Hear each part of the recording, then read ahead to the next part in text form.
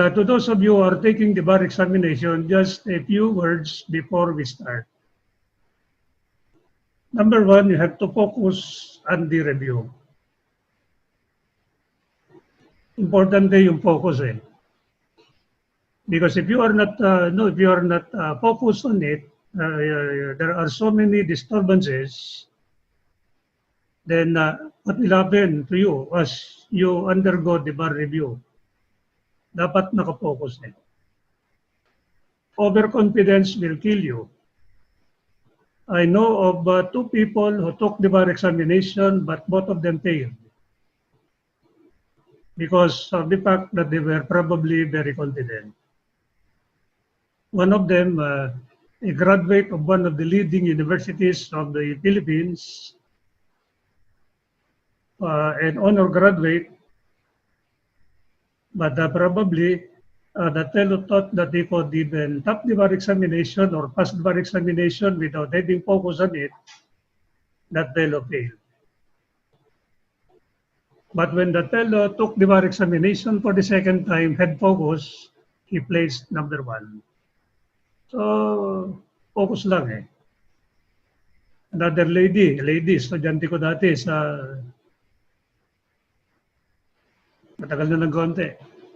Graduated with honors also. Probably she thought that she could pass the bar or place in the bar without even having focus. She failed it. Then she took the bar again, then isolated herself, meaning nag-focus siya, then she placed number 11. So, number 1 is focus.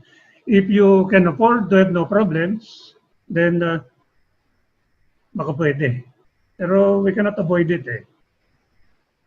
Then number 2 is be healthy. Because a healthy body is also with a healthy mind. Because if that person is sick, how can that fellow concentrate on the review in the bar examination? Dapat healthy eh. So dapat may konting physical activity. Then that would be good for your health, di ba? Good diet, di ba? Then always pray, always pray. Ako pagkalabas ko dun sa pagtayo ko sa bahay, nandiyan yung nandoon si then always pray, always pray. Ako pagkalabas ko dun sa pagtayo ko sa bahay, nandiyan yung nandoon si Mama Mary at saka si Jesus Christ. I always good morning, good morning, good morning. Thank you for everything. Paglabas ko ng kwarto namin, nandun na naman sila.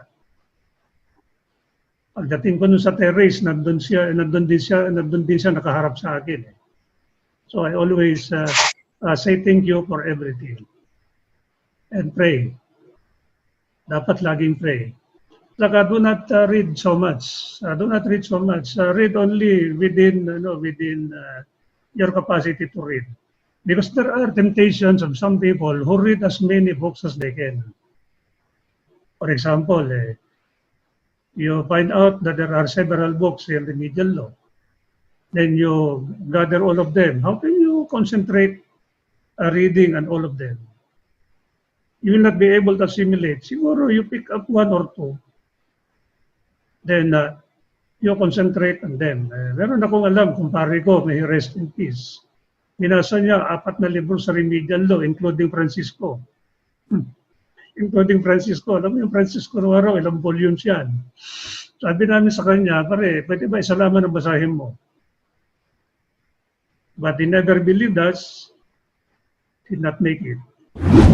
If you want more, make sure to subscribe so you never miss a video.